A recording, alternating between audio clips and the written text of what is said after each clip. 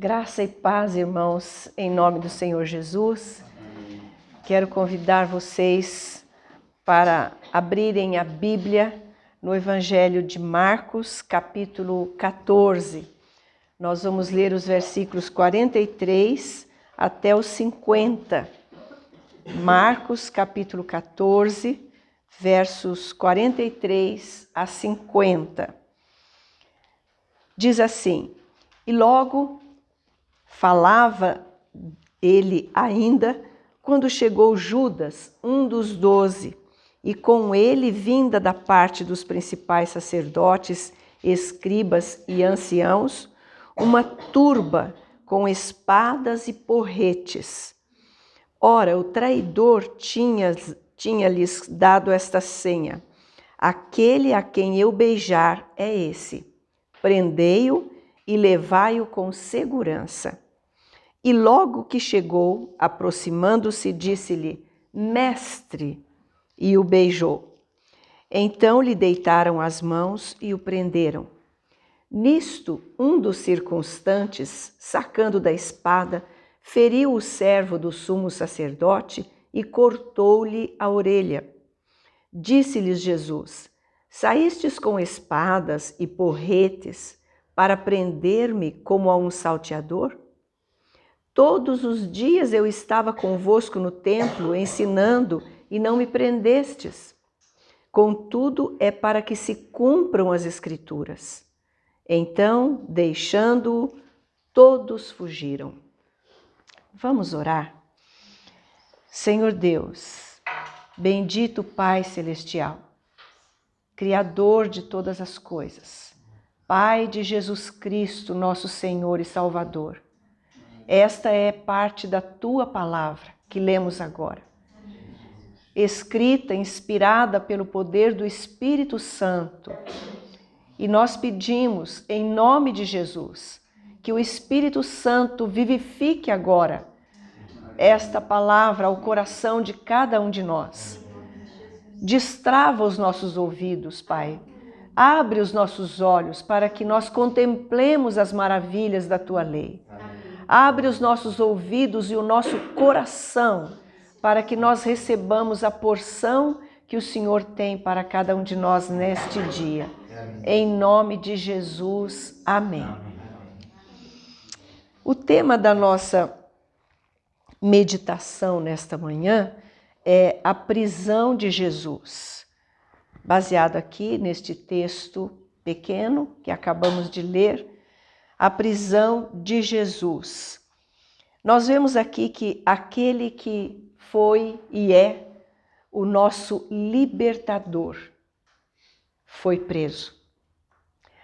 Aquele que disse assim: se o Filho vos libertar, sereis verdadeiramente livres, está sendo preso.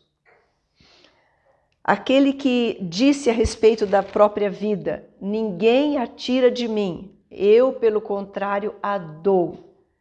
E doa para a reaver das mãos do Pai. Este mandato eu recebi do meu Pai. Ele disse tudo isto e ele estava agora então entregando a sua vida. Jesus é preso, é o título que está aqui na Bíblia. O tema que nós demos é a prisão de Jesus. Este que é o libertador está sendo preso. Que cena tremenda! Que cena tremenda! Eu convido você a mergulhar um pouco nesta cena aqui e a ver com os olhos do seu coração ali aquela noite escura no jardim do Getsêmani. Momentos depois daquela oração terrível, dolorosa e maravilhosa, em que Jesus suou gotas de sangue. Momentos depois, então, destemidamente o Senhor vai para enfrentar os seus inimigos e o seu traidor. Gostaria que você penetrasse neste momento comigo, que nós penetremos nesta cena e que nós vejamos quem e o que estava presente nesta cena tremenda. Em primeiro lugar, nós vamos ver as pessoas presentes nesta cena da prisão de Jesus. No verso 43, e logo falava ele ainda, Jesus ainda estava finalizando ali a sua fala, junto dos seus discípulos, quando chegou Judas, um dos 12, então Jesus estava com os 11, Judas já tinha se ausentado para o seu propósito terrível, então chegou Judas, e com ele, vinda da parte dos principais sacerdotes e escribas e anciãos, uma turba com espadas e porretes. Então a primeira pessoa presente nesta cena, Judas. Todos sabemos quem é Judas. Fomos ministrados há poucos dias. Judas era um dos 12 discípulos de Jesus, escolhido por Jesus, nominalmente, recebido ali por Jesus durante todos aqueles anos e até colocado como tesoureiro do grupo, ele que tinha a bolsa das ofertas e ele que deitava a mão naquele dinheiro para si mesmo, era ladrão. Mas Jesus confiou a ele conduzir ali as ofertas que recebiam para a manutenção ali necessária, o básico necessário dos seus movimentos ali, naqueles 3 anos de ministério. Judas teve os seus pés lavados por Jesus na ceia. Judas viu e participou daquela caminhada de 3 anos com Jesus, dia e noite. Viu os milagres, comeu do pão que fora multiplicado. Judas viu Jesus andando sobre as ondas. Judas viu os milagres, presenciou, ouviu os ensinamentos de Jesus. Judas ingrato, Judas traidor. Ele é mencionado nos evangelhos, a primeira vez que ele é mencionado em Marcos, fala o nome dele e diz que foi quem o traiu. Desde o início Jesus sabia do coração de Judas. Judas dissimulado, falso. Um ator que representou uma cena terrível, ridícula, falsa, de chegar e abraçar Jesus, beijá-lo, para que os soldados soubessem que aquele era Jesus, naquela noite escura, hora e poder das trevas. Outros personagens aqui presentes na cena era a turba, mencionada no verso 43.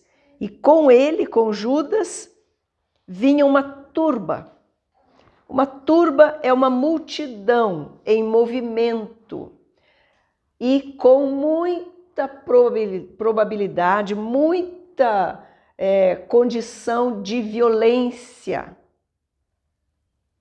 Uma turba é uma grande quantidade de gente, não parado como espectadores, não, mas em ação, com um potencial tremendo de desordem, de violência, de destruição. O Evangelho de João se refere a uma escolta, não usa a palavra turba, usa a palavra. João relata que Judas recebeu a escolta por parte das autoridades. E uma escolta é uma quantidade de 600 homens. Imagina a multidão que estava ali. Foram uma multidão armados até os dentes, com cacetetes, com porretes, com tochas, com espadas, para prenderem Jesus Cristo.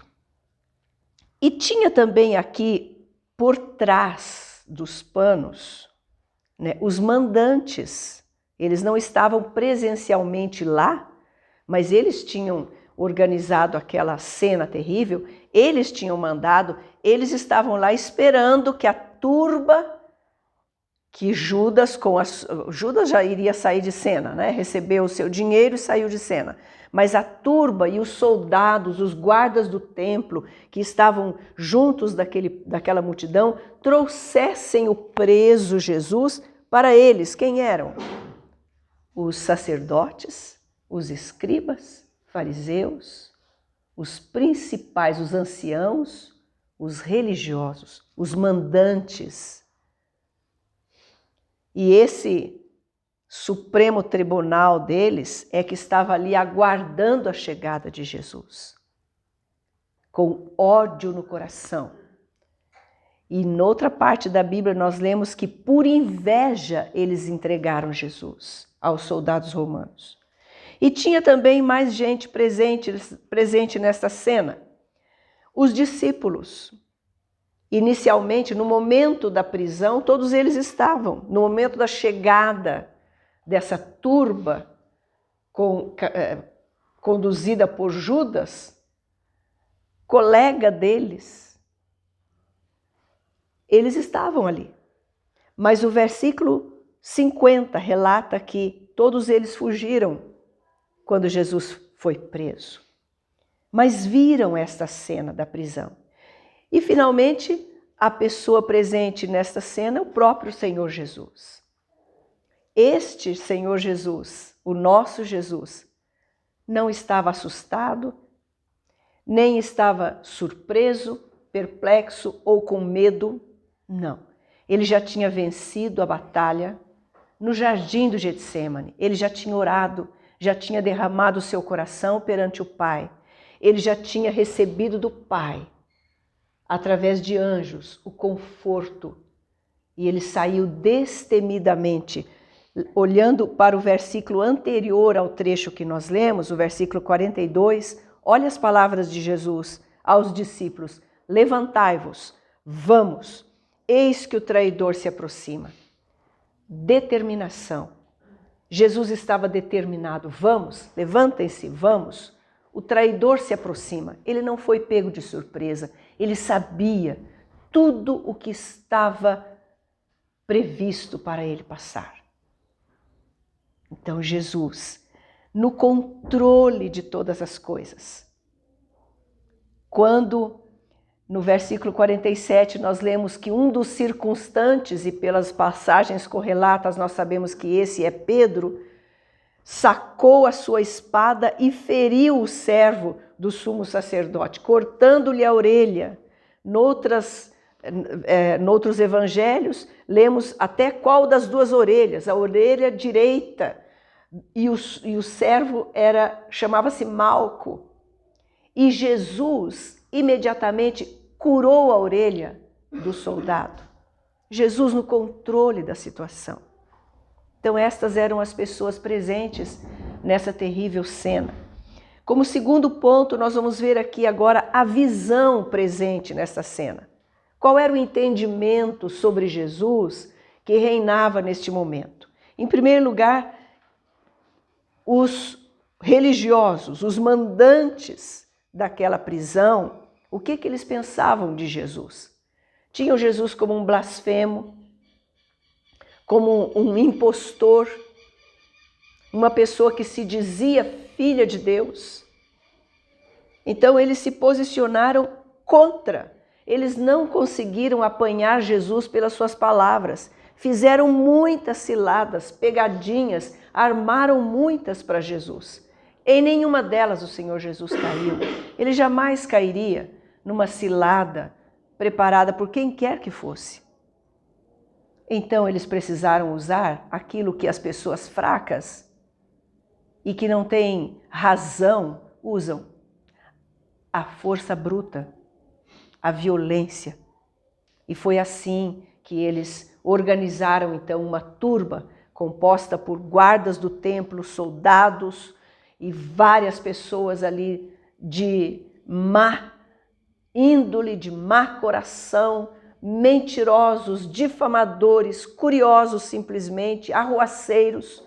Juntou toda aquela turma e enviou sob o comando de Judas para buscarem violentamente o Senhor Jesus. Então, essa era a visão que eles tinham de Jesus. E qual a visão que os discípulos tinham de Jesus? A visão de que Jesus era o Messias político. Ele tinha que vir para detonar com o Império Romano, que dominava Israel na época, e para restaurar a soberania de Israel, para restaurar a liberdade do povo, expulsar os romanos do seu território e estabelecer ali o seu reino davídico, o reino de Davi. Mas não era essa a visão correta, de modo algum. O reino de Jesus não é deste mundo. As armas para se lutar neste reino não são armas do tipo daquela que o Pedro usou naquele momento. Ele estava usando uma arma errada, numa visão totalmente errada, fazendo uma coisa errada, que Jesus conserta ali misericordiosamente, para mais tarde Pedro entender quão tolo ele foi, quão cego ele foi. Qual é a visão presente naquele momento? Vemos isso no texto, essa visão distorcida. Então vimos as pessoas presentes ali na cena da prisão de Jesus, vimos a visão reinante ali. Agora vamos ao terceiro ponto e vamos ver as atitudes presentes nesta cena da prisão de Jesus. A primeira atitude que vemos é a atitude de Judas. Traição. Ele foi traidor de Jesus. As últimas palavras de Jesus para ele foram: Judas, com um beijo, traz o Filho do Homem.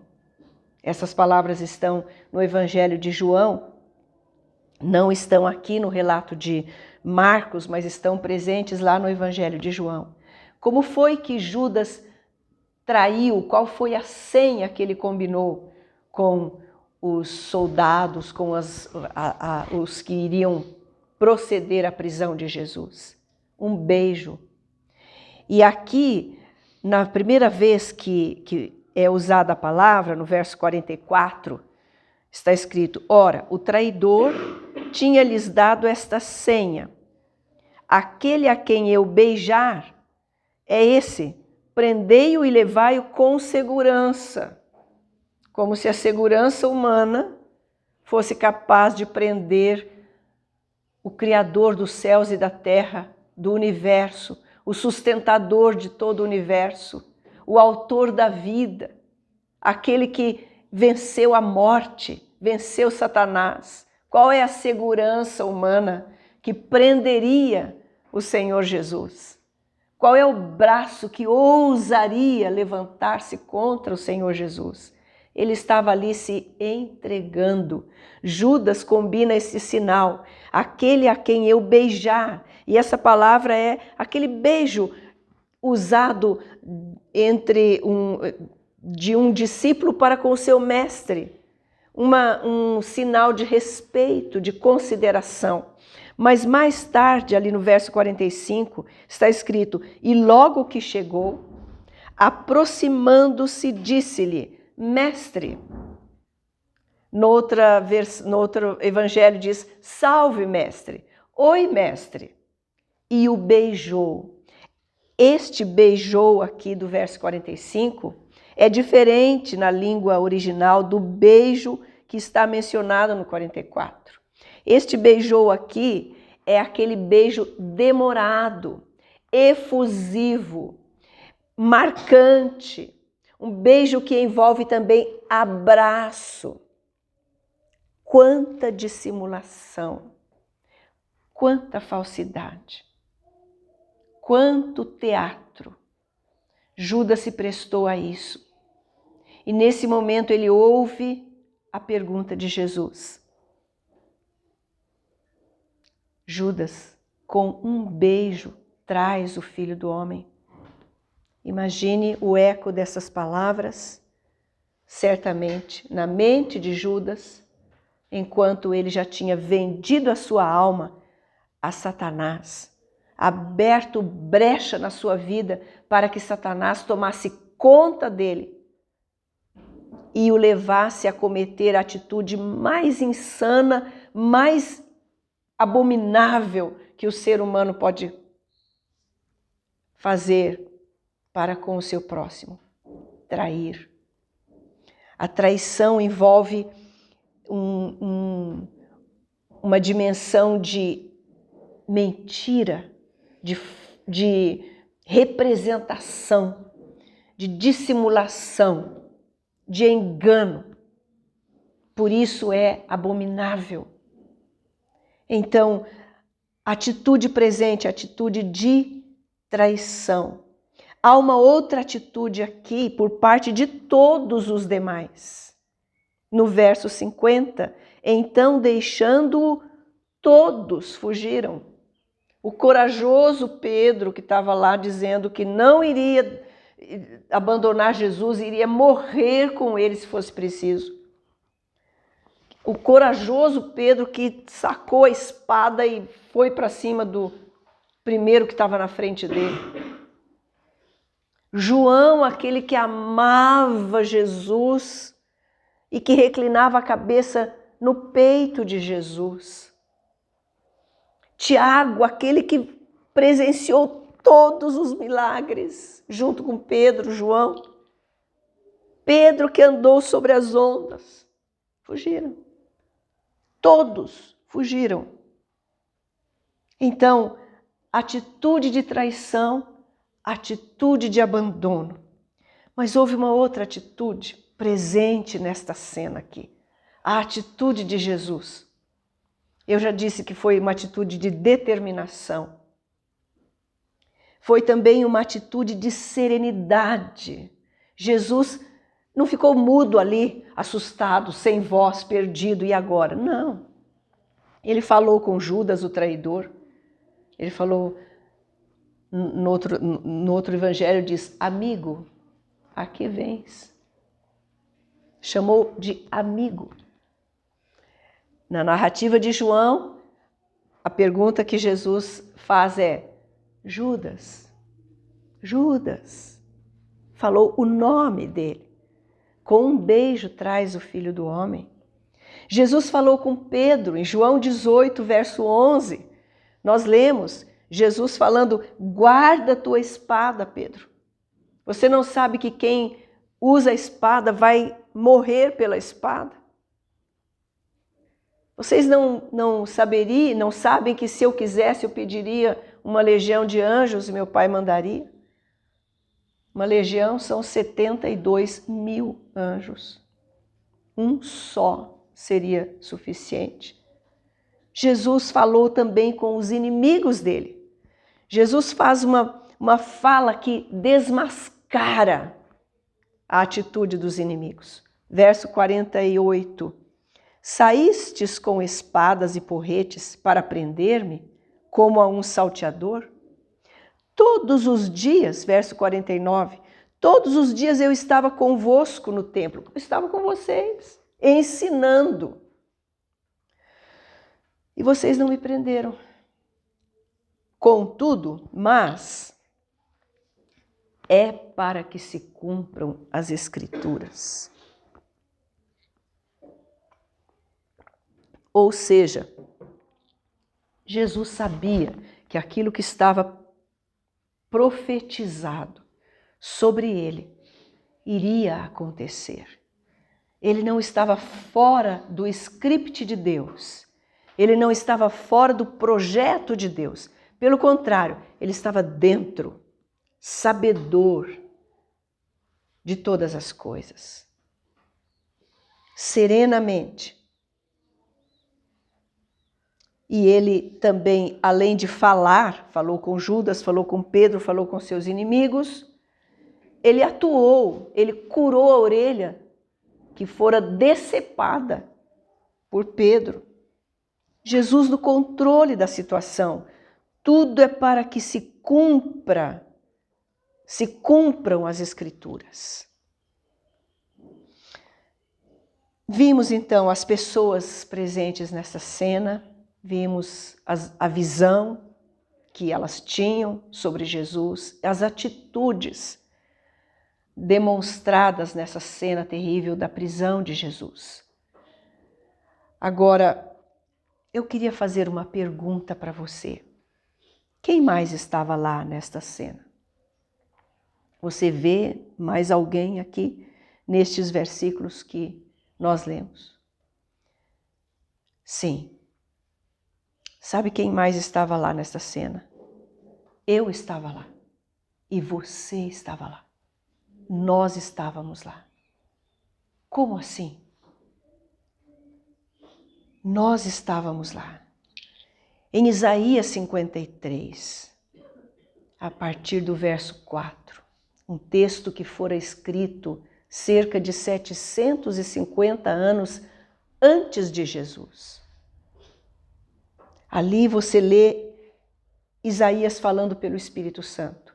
Certamente, ele tomou sobre si, Jesus tomou sobre si, as nossas transgressões, as nossas enfermidades. E as nossas dores levou sobre si. E nós o reputávamos, nós o considerávamos aflito, oprimido, ferido de Deus. Mas, não era nada disso.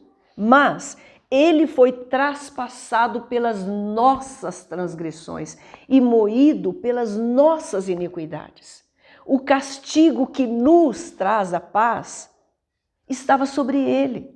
E pelas suas pisaduras, pelas pisaduras dele, nós fomos sarados. Pelas feridas dele, pelo sofrimento dele, nós fomos sarados.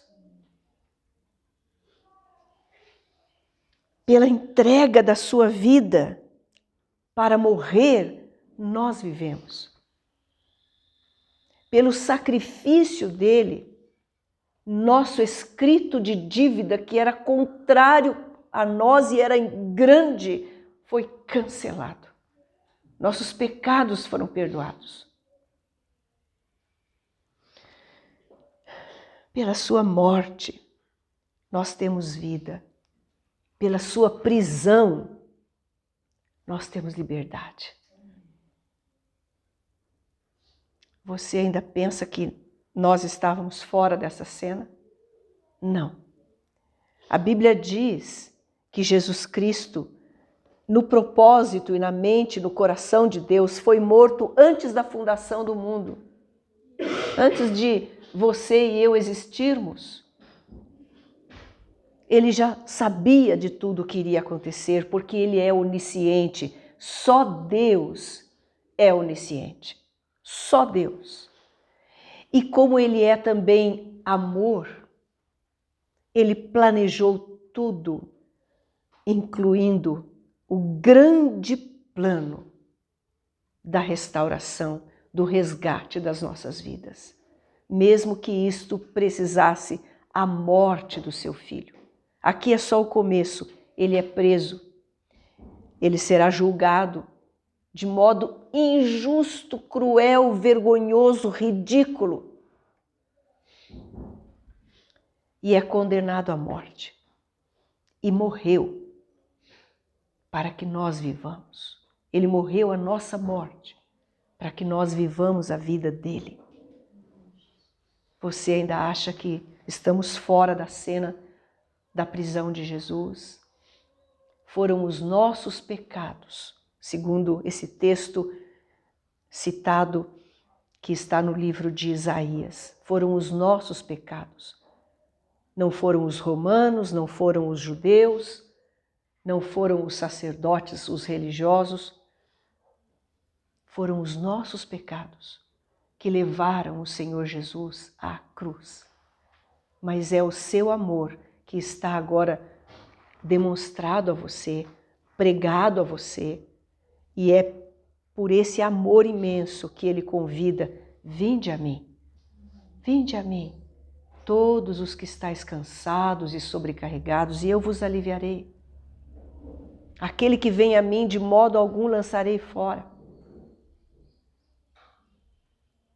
Você quer essa vida, essa liberdade, esse perdão, essa esperança conquistadas ao mais alto, mediante o mais alto preço, o sofrimento e a morte de Jesus. Quer receber essa vida?